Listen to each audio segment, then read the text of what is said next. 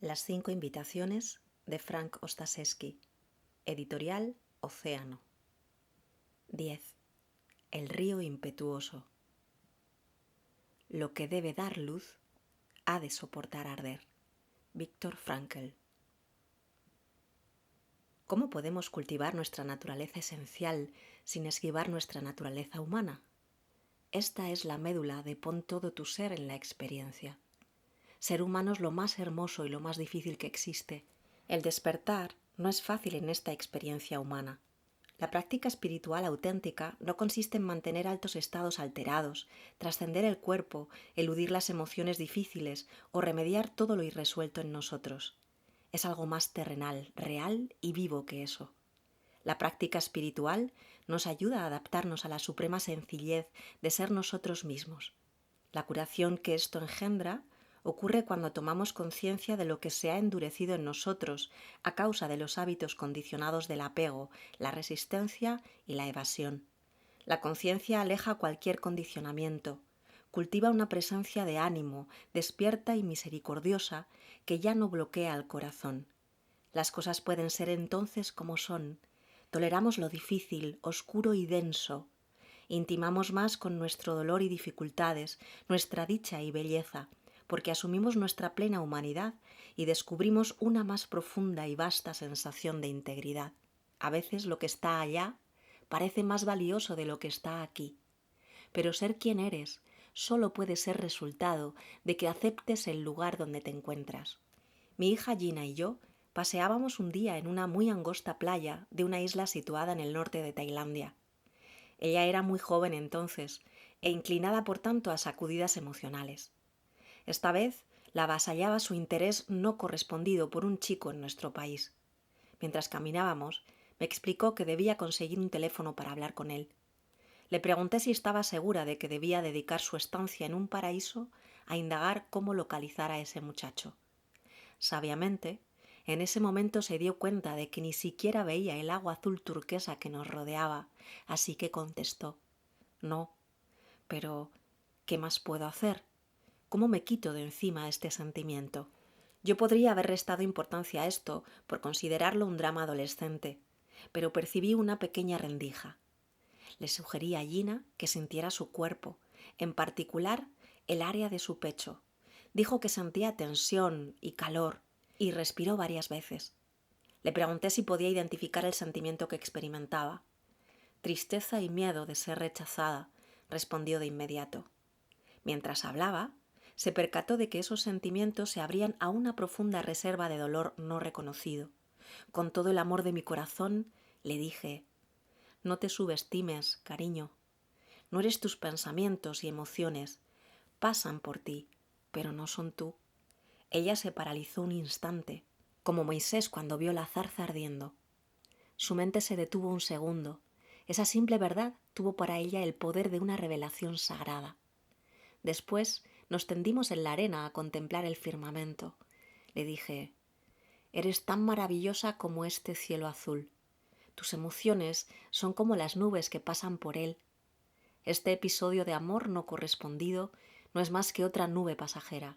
Como las nubes, las emociones pueden ser intensas y dolorosas. A veces parecen tan grandes que tapan el sol, pero eso es temporal, no te engañes». Le pregunté si alguna parte de ella podía estar con su tristeza. Buscó hasta dar con una parte más despegada de sí misma.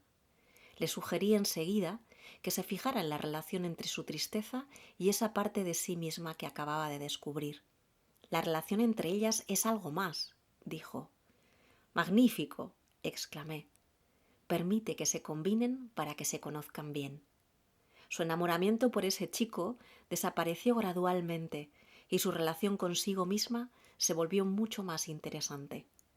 La capacidad para observar nuestros dramas intensos sin perdernos en juicios ni en la reactividad es básica para el desarrollo espiritual. Cuando queremos hacer a un lado las emociones difíciles o las sensaciones físicas y estados anímicos que las acompañan, no hacemos sino afianzarlas, y si nos aferramos a ellas, no les concedemos el espacio que necesitan para desplegarse y revelarse, para mostrarnos lo que nos pueden enseñar. La resistencia no es útil para nuestro funcionamiento interior. A. H. Almas lo resume de manera magistral en The Unfolding Now. Cuando te resistes, básicamente te resistes a ti mismo en una especie de autorresistencia.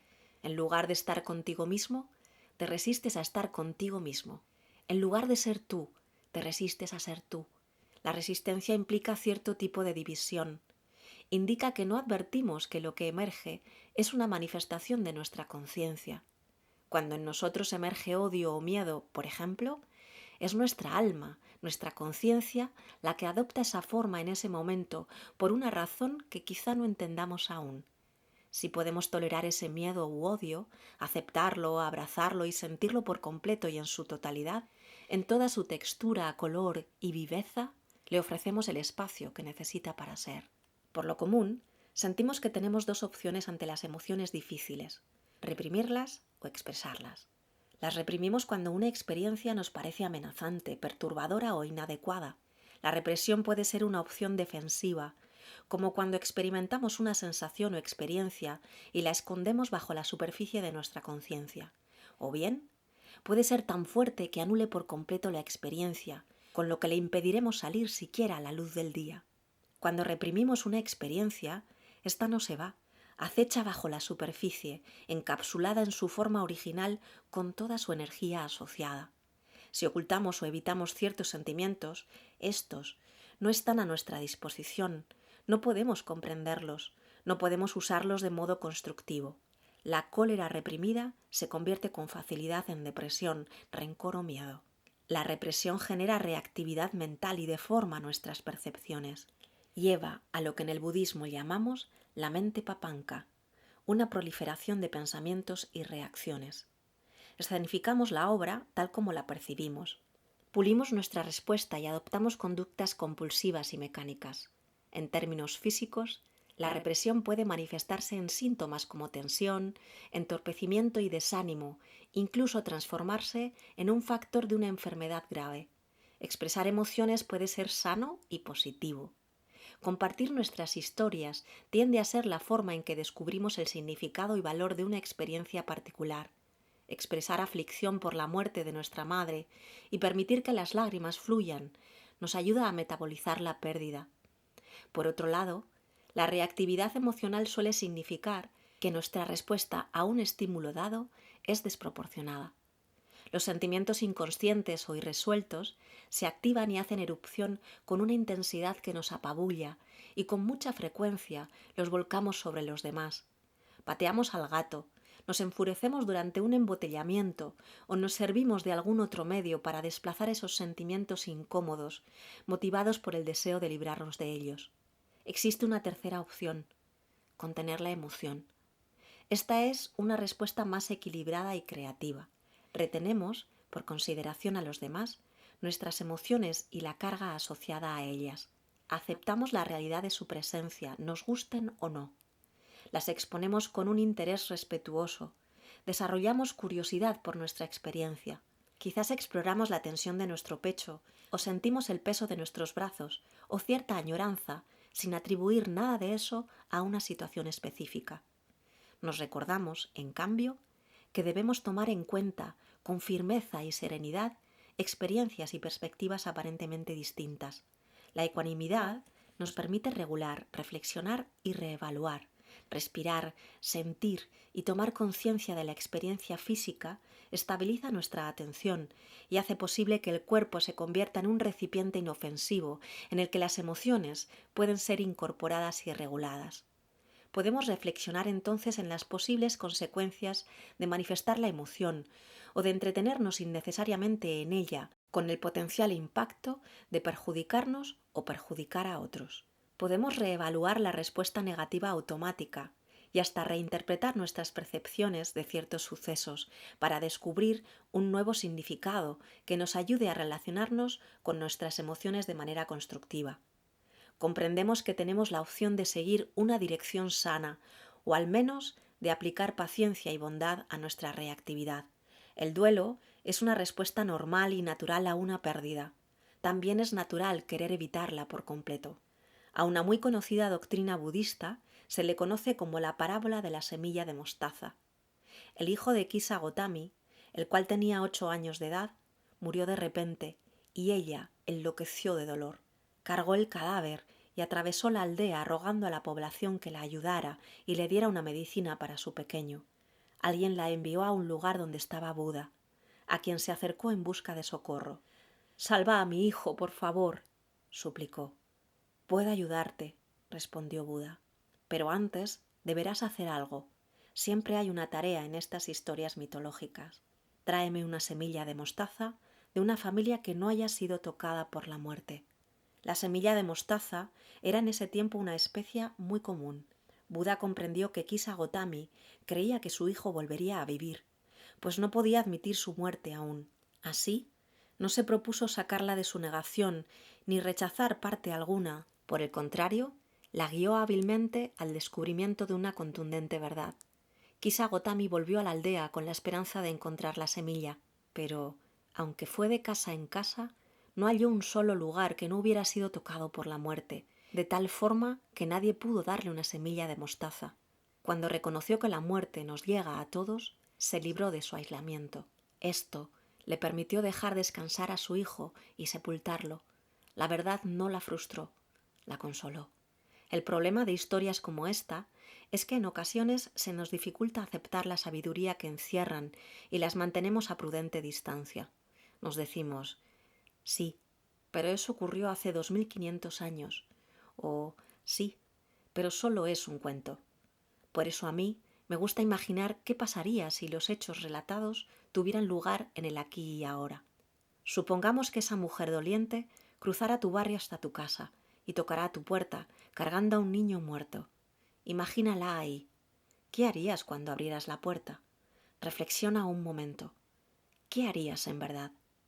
Imagina tu reacción. Algunos la invitaríamos a pasar, la abrazaríamos, quizás hasta tomaríamos al niño en nuestros brazos. Haríamos de comer, ofreceríamos una taza de té o intentaríamos consolar a esa doliente madre por algún otro medio. Otros nos sentaríamos con ella en el sofá. La escucharíamos, lloraríamos con ella y, de creer lo apropiado, le contaríamos de nuestras pérdidas.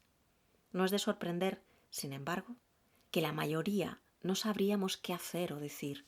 En medio de nuestra confusión, podríamos valernos de lugares comunes sin importancia, como «él ya está en un lugar mejor», «está con Dios ahora» o «hay una razón para todo».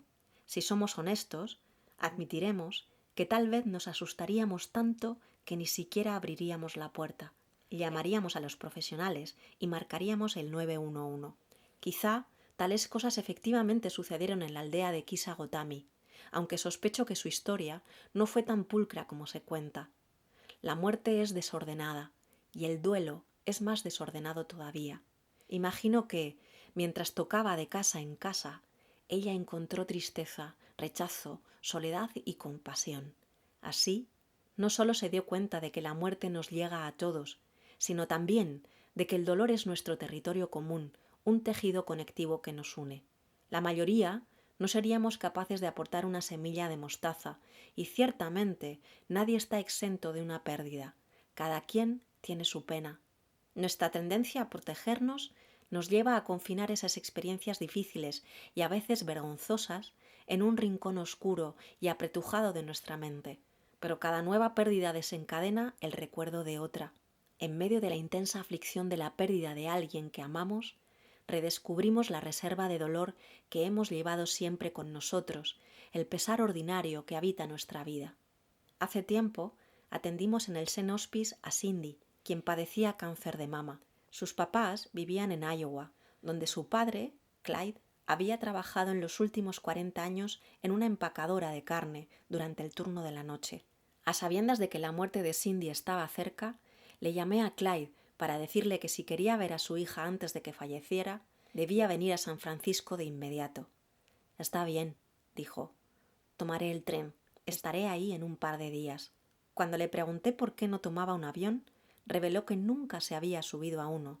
Le dije: «Clyde, creo que no puede dejar pasar tanto tiempo». Replicó que llegaría en avión esa misma noche, a las 10. Yo me acerqué a la cama de Cindy y le susurré al oído: «Ya viene tu papá. Estará aquí a las 10». Ella empezó a balbucear: las 10, las 10, las 10. Murió a las 10 de la noche, justo cuando el avión que transportaba a su padre aterrizaba en el aeropuerto de San Francisco.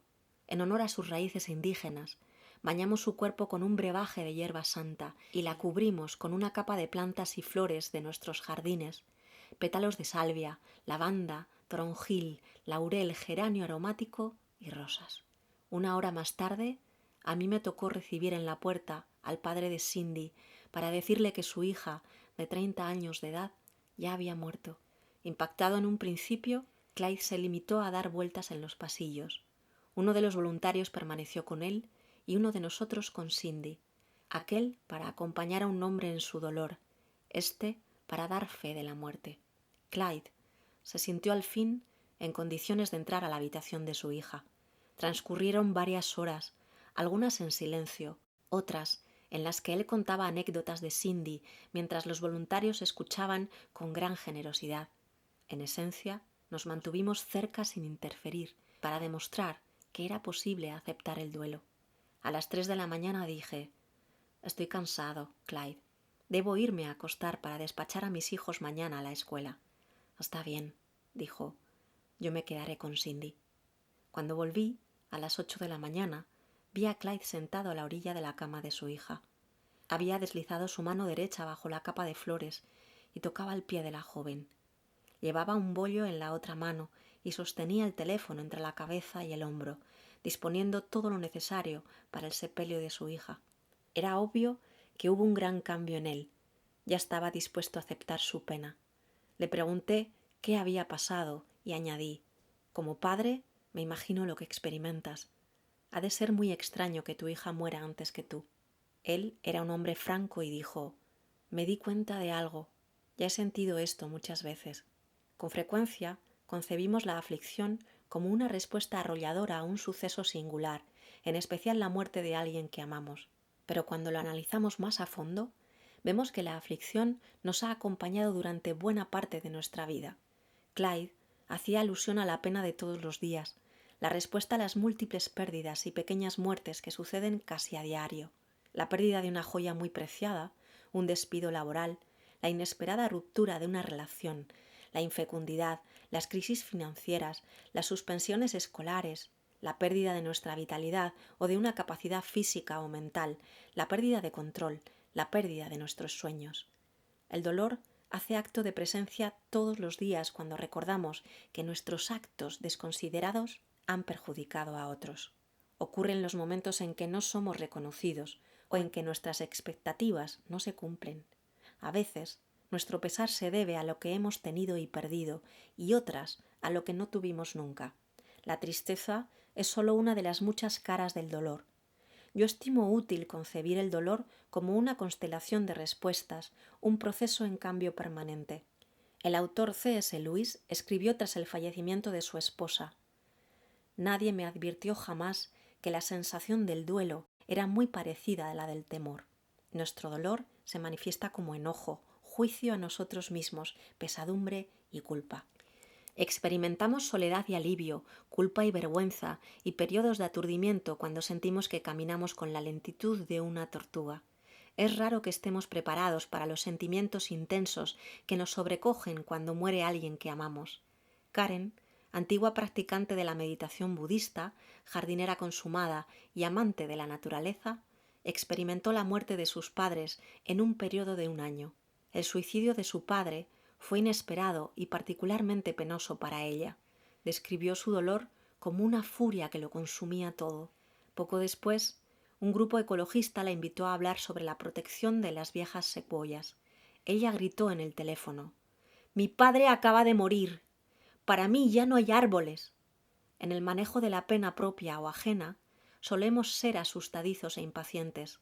Nuestro inexplorado miedo al dolor puede inducirnos a apresurar a otros en el camino de la curación, cuando la aflicción tiene un ritmo y textura únicos para cada persona.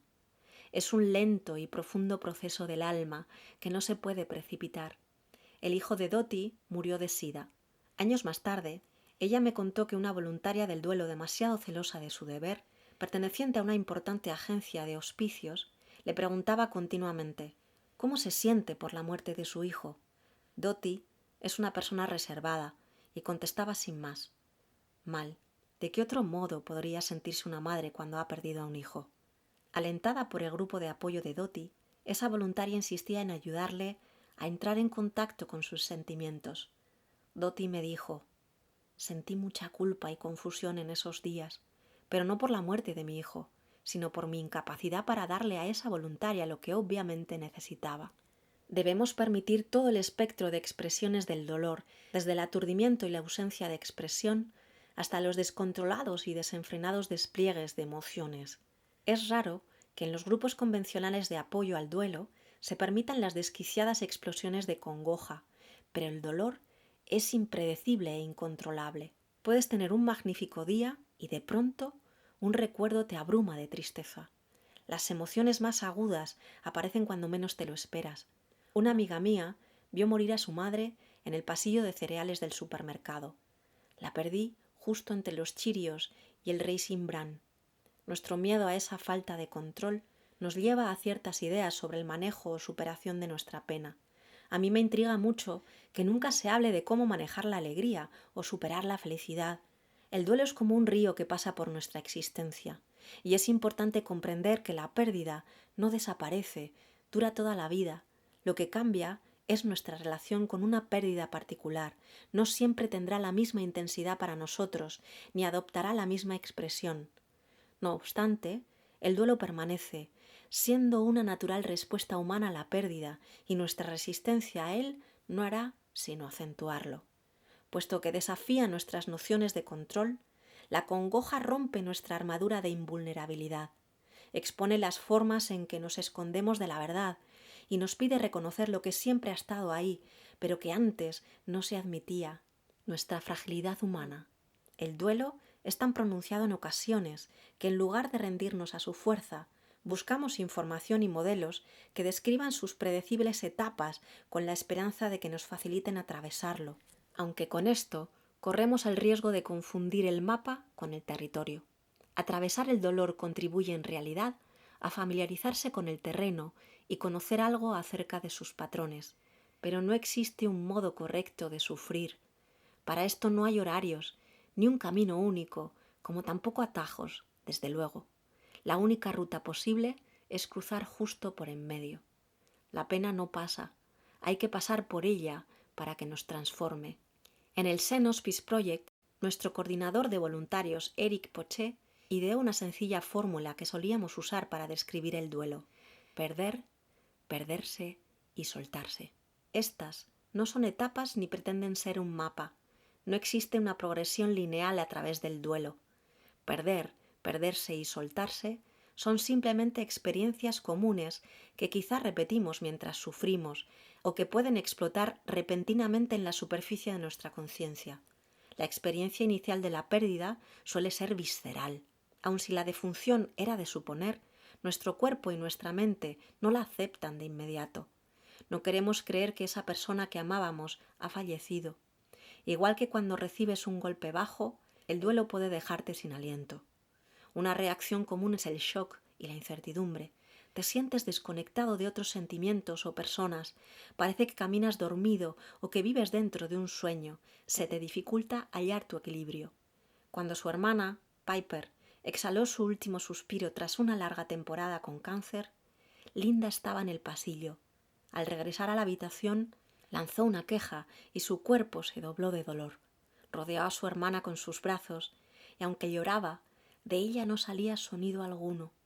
Se sentó junto a la cama mientras sostenía la mano de Piper, miraba al vacío, sacudía la cabeza y repetía una y otra vez: era tan joven, esto no es posible, esto no puede haber pasado, esto no puede haber pasado. En momentos así no hay explicaciones que dar, solo compañía.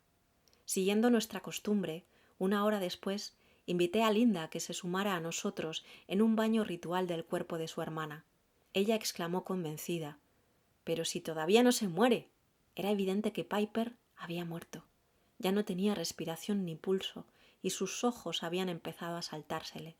Racionalmente, es difícil entender cómo podía Linda negar esas verdades, pero en ese momento Su mente no podía permitir que la realidad se impusiera. La intuición me llevó a preguntarle: ¿cuándo estuvo más viva tu hermana? Ay, contestó. De niña era muy traviesa. Siempre se metía en problemas con mis papás. De adolescente se volvió más maliciosa todavía. Después de la preparatoria se convirtió en una aventurera. Hacía espeleología, escalaba montañas y más tarde fue directora de una revista política de izquierda. Era un torbellino de energía. Poco a poco fueron surgiendo más detalles de la historia de Piper. Linda contó: se enfermó hace unos años. Al principio no sabíamos qué era. Luego inició su quimioterapia y tuvo dificultades para caminar. ¿Recuerdas, Frank, que poco después de que llegó al hospicio se cayó y se rompió el brazo y tú la llevaste a urgencias? Era tan obstinada. No aceptaba que nadie le ayudara. Todo fue muy rápido.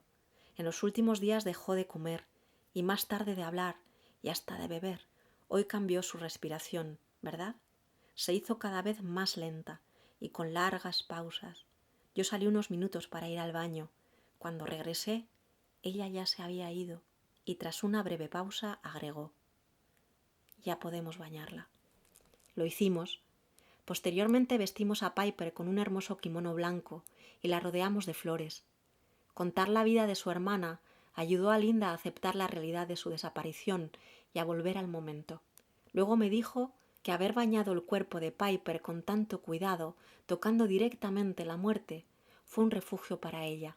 Regresaba a esa experiencia cuando la confusión o la negación volvían a la superficie para obstruir la verdad. El shock y la incredulidad suelen dar paso a la culpa y la pesadumbre. Nos juzgamos sin piedad. Comúnmente oigo afirmaciones como: debí haberla llevado más pronto al hospital, pudimos haber probado otros tratamientos, ojalá hubiera pasado más tiempo con ella, o habría querido estar presente en el momento en que murió. Nuestra crueldad hacia nosotros mismos nunca ha dejado de asombrarme. Si nos detuviéramos un momento y escucháramos nuestra voz, sin duda nuestro corazón se abriría para abrazar nuestro dolor. Sin percatarse de ello, es fácil dejarnos llevar por las poderosas e incontrolables emociones que emergen de la congoja, con frecuencia en forma inesperada. Después de meses de una atención agotadora y de presenciar en todo momento el sufrimiento de alguien que amamos, podría avergonzarnos sentir alivio cuando fallece. Otras veces nos enojamos en grados increíbles. Quisiéramos culpar a alguien o a todos. Los malditos médicos dijeron que todavía le quedaban 6 meses de vida. O ¿qué clase de Dios se lleva a una persona en su mejor momento? La confusión es aún mayor cuando nuestra cólera se vuelve contra el difunto. Aunque bien podríamos estar enfadados con él por habernos dejado con todo este dolor, desconcierto y soledad. No hay forma de evitar estos penosos estados de ánimo. Si apoyas a un sobreviviente, o tú lo eres, es importante que admitas esos sentimientos y comprendas que son perfectamente normales. Algunos lloran a mares, otros se abstraen. Los hombres sufren distinto a las mujeres. No existe una manera correcta de vivir esto, solo la tuya. El duelo es desorientador. Olvidamos las llaves. No recordamos por qué fuimos al lugar donde estamos. Esta es la etapa del duelo que en el Zen Hospice Project llamamos perderse. No nos podemos concentrar, vivimos una realidad confusa y esto dura un tiempo tras la muerte de alguien que amamos. Meses después del fallecimiento de su madre, una mujer contó que en una ocasión se detuvo frente a un aparador en el que vio una lámpara que a su madre le habría encantado. Cuando llegó a casa, tomó el teléfono para llamarle y contárselo. Entonces pensó: estoy enloqueciendo. Experiencias de este tipo son una reacción normal en el periodo de duelo. Antes, la gente se ponía bandas negras en el brazo para hacer saber que estaba de luto, porque el dolor es una especie de estado alterado y en consecuencia se daba a los dolientes un trato especial, se les cuidaba. No supongas que podrás llevar una vida normal en los primeros días o las semanas posteriores a la muerte de tu ser querido. Pide ayuda. Permite que alguien te haga de comer y lave tu ropa. Cancela tus citas. Date tiempo. Camina si puedes hacerlo. Tu cuerpo se revelará en toda clase de formas extrañas. Sentirás una fatiga increíble, las piernas como plomo, una inquietud constante. Quizá no quieras dormir ni comer o debas dormir todo el día. Busca a alguien que te abrace o prenda con el aroma de tu ser querido y estréchala. La distracción no hace otra cosa que posponer la experiencia, no la desaparece. Perderse puede durar semanas, meses, incluso años. Cuando muere alguien que amamos, no dejamos de perderlo, sobre todo en festividades, cuando hay que tomar decisiones difíciles, o en esos pequeños momentos personales que querríamos compartir. En este periodo percibíamos más claramente que nunca el papel que esa persona desempeñaba en nuestra vida, y también lamentamos esta otra pérdida. Cuando una esposa muere, no solo la perdemos a ella. Si quien libraba todas las batallas con los hijos era ella, o si ganaba dinero, o si tocaba nuestro cuerpo con amor y ternura, perdemos por igual todas esas experiencias. Un señor me contó que su esposa se encargaba de los trámites bancarios y que ahora, siempre que él iba a hacer un depósito, lloraba. Cada vez que voy al banco, siento que la pierdo otra vez, dijo. Si fallecen nuestros padres, podríamos sentirnos muy frágiles. Eran ellos quienes nos resguardaban de la muerte y de pronto tomamos mayor conciencia de nuestra mortalidad. Esta es la fase del duelo en la que nos sentimos más solos. Algunos amigos se alejan, otros nos dan consejos no solicitados. Una señora me refirió que al morir su esposo, sus amigos le sugirieron que comprara un perro para que la acompañara. Otros nos dicen que nos mantengamos ocupados o que sigamos adelante con nuestra vida. Los mueve a hacerlos su miedo al dolor, así como la predisposición cultural a evitar todo lo que sea desagradable. Por desgracia, sus consejos no nos sirven. Mi amiga Caroline me contó que lo que más le ayudó tras la muerte de su esposo fue que una amiga le llamara cada semana para invitarla a cenar a un restaurante. La amiga le decía: «Sé que quizá no quieras ir y aceptaré que te niegues, pero quiero que sepas que estoy a tu disposición cuando me necesites. Volveré a llamar el próximo lunes». Perderse es el momento en el que debes estar con las personas en las que más confías, las que se han ganado el derecho a escucharte. Esto reduce la sensación de estar desconectado de la vida. Quienes han pasado conscientemente por una pérdida conocen la importancia de escuchar sin juzgar ni sugerir. En este periodo es crucial que nos permitamos sentir nuestro dolor. Dicen que el tiempo cura todo. Esta es una peligrosa verdad a medias. El tiempo por sí solo no cura. Lo que cura es el tiempo que va acompañado de la conciencia plena amorosa. Algunos inician este proceso escribiendo cartas al difunto, hablando de lo que quedó sin decirse o repitiendo lo que creen que debe repetirse. Otros hacen álbumes de recortes o fotografías. Los rituales pueden ser útiles. Yo recomiendo elegir un lugar de la casa para hacer un altar. Pon en él una foto y algunos objetos especiales de la persona que murió. Pasa ahí algo de tiempo cada día. Habla con ella, dile cómo te sientes. Si quieres, dedica un poco de tiempo a meditar u orar. Aprovecha este lapso para desearle a esa persona que esté libre de sufrimiento, que sea tocada por la compasión. Un maestro zen organiza encuentros de mujeres que perdieron a un bebé. Ellas se reúnen un fin de semana a tejer un rakusu, versión en miniatura de las túnicas monásticas budistas. Pareciera un babero. Esta túnica se compone de 16 o más tramos de tela que se unen siguiendo un patrón de ladrillos. Mientras las mujeres cosen, hablan de sus bebés y comparten el sufrimiento de su cuerpo y de su corazón. Ese fin de semana concluye con un ritual que implica vestir con el rakusu a una estatua de Jizo, encarnación del Bodhisattva Bō, la aspiración a librar del sufrimiento a todos los seres. En Japón, Jizo es el protector de los viajeros y los niños, en especial del Mizuko, o niño de agua, término que se refiere a las almas de los bebés que fueron objeto de un aborto inducido o natural o que nacieron muertos. A los no natos, a quienes no se les puso nombre, se les pone ahora. Este suele ser el primer y único momento en que se reconoce y honra ritualmente la pérdida de esas mujeres, lo que para ellas tiene grandes propiedades curativas. Durante muchos años dirigí un retiro anual para personas que vivían con VIH. Una noche nos congregábamos alrededor de una fogata y nos presentábamos relatando alguna pérdida que habíamos padecido en nuestra vida. Para algunos era la pérdida de esperanza o de fe, para otros la pérdida de identidades, para muchos la insensibilización, las múltiples muertes que habían experimentado por la muerte de sus 10, 20 o 30 mejores amigos a causa del VIH. Mientras escuchábamos, atestiguábamos el dolor ajeno. Descubríamos que es posible abrirse a esa aflicción devastadora e incluso sanar a través de ella.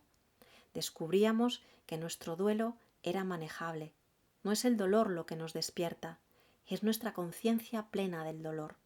La disposición a experimentar e inquirir en nuestro sufrimiento da origen a la compasión y la bondad. Una conciencia plena, amorosa, sistemática, derriba nuestras firmes defensas y nos libera de antiguos apegos. De este modo, invitamos al dolor a entrar a nuestro corazón. Los pensamientos, las sensaciones físicas, la turbulencia emocional que hemos rechazado durante tanto tiempo y a los que hemos concedido tan poco espacio, comienzan a tener cabida en la apacibilidad de nuestra conciencia. Soltarse es el periodo en el que se desata el nudo de nuestro duelo. Es un momento de renovación.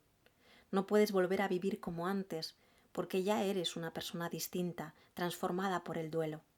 Pero abrazas la vida otra vez, vuelves a sentirte vivo. La intensidad de tus emociones disminuye un tanto. Recuerdas la pérdida sin caer bajo el poder de la congoja. Puedes seguir adelante sin abandonar a ese ser querido. Una anciana lo explicó así. Su esposo y ella habían tomado juntos todas sus decisiones importantes. En los meses posteriores a la muerte de él, ella siguió poniendo su lugar en la mesa. Se sentaba a hablar con él y le pedía consejo como si estuviera sentado frente a ella. Aunque poco a poco dejó este hábito, aún oía la voz de su esposo en su cabeza. Y cuando llegaba el momento de tomar decisiones, ella todavía basaba sus planes en lo que él habría dicho o hecho. Luego de un año de atención amorosa para él y de duelo de ella, notó que las respuestas a sus preguntas llegaban con su propia voz, ya no con la de su esposo. Ahora conduzco mi vida, dijo. Él viaja conmigo a todas partes, pero soy yo quien decide a dónde iremos de vacaciones. Cuando muere alguien cercano a nosotros, experimentamos una sensación de pérdida inmensa. Al principio es como si quisiéramos tomar una mano que siempre ha estado ahí, solo para descubrir que ya no está disponible. Tiempo después, advertimos que la relación continúa. Hemos interiorizado de algún modo a esa persona y la llevamos con nosotros a donde quiera. Aun así, la aparición de un recuerdo cuando menos lo esperamos podría sorprendernos. Podemos hablar con ella. Ella puede hablar con nosotros. Podemos estar con ella y ella puede estar con nosotros. No estamos locos por sentir la presencia de nuestro ser querido en el corazón. El proceso de duelo es como un espacio de transición en tu relación. La presencia física del otro solía ocupar el centro de la relación, pero ahora que esa presencia física ya no existe, el centro de la relación es la sensibilidad y el amor que viven en ti. Llorar la muerte de alguien que amamos es como ser arrojados a un río impetuoso de intensas y conflictivas emociones. Este río nos conduce a aguas oscuras en las que no podemos respirar. Hacemos todo lo posible por escapar del torbellino de este viaje interior, pero si, al contrario, nos dejamos llevar por él, nos sentiremos impulsados por suaves corrientes hasta un nuevo destino. Cuando salgamos del agua, pisaremos tierra con nuevos ojos y entraremos al mundo de otra manera. Acompañar a un moribundo y vivir el duelo son quizá los mayores desafíos que enfrentamos en la vida, pero no debemos rehuirles. Pon todo tu ser en la experiencia. Cuando cuidamos a alguien que amamos y lo hacemos en forma íntegra e impecable, cuando sentimos que nos hemos entregado por completo a nuestro dolor sin contener nada, experimentamos sin duda un gran pesar, pero también sentimos gratitud y la posibilidad de abrirnos a una reserva de alegría y amor que quizá no hayamos conocido nunca antes. Yo llamo a esto amor imperecedero. En el duelo tenemos acceso a aspectos que en cierto modo no estaban a nuestro alcance en el pasado. Con la conciencia, el viaje a través del dolor se convierte en un camino a la integridad. El duelo puede llevarnos a una profunda comprensión que trascienda nuestras pérdidas individuales. Cada vez que resentimos una pérdida, tenemos una nueva oportunidad de experimentar la vida con mayor profundidad. Esto nos abre a las verdades esenciales de la existencia, lo inevitable de la temporalidad, las causas del sufrimiento y la ilusión de que estamos separados de todo y todos. Apreciamos así que somos algo más que el duelo, somos el cauce por el que pasa el duelo. Al final, quizás aún le temamos a la muerte, pero mucho menos a la vida. Gracias a que nos hemos rendido a nuestro dolor, aprendimos a entregarnos por completo a la vida.